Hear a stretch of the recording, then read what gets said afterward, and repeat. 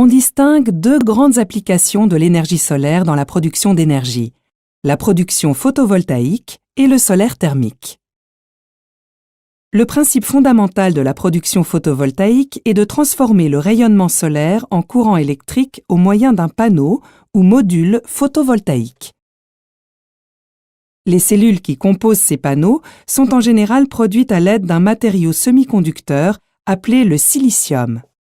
Lorsque la lumière du soleil vient frapper la surface du panneau, les photons qui transportent l'énergie lumineuse transmettent cette énergie aux électrons du silicium. Ces électrons vont alors se mettre en mouvement. Ce déplacement crée un courant électrique continu.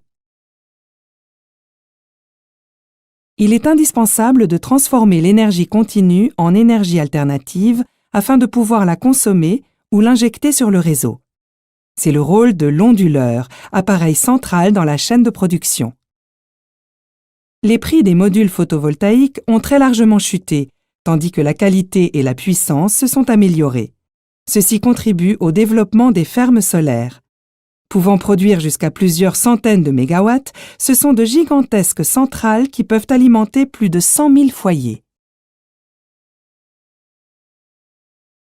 Les panneaux photovoltaïques sont également utilisés sur les sites isolés ou pour alimenter la signalisation ou des équipements embarqués.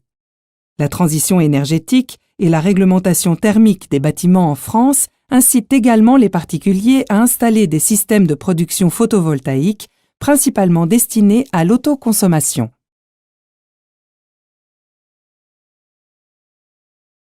Le panneau solaire thermique est à distinguer du panneau photovoltaïque. Il ne produit pas d'électricité, il est destiné à la production d'eau chaude sanitaire ou de chauffage. Le principe fondamental du panneau solaire thermique est de recueillir le rayonnement solaire et de le transformer en chaleur.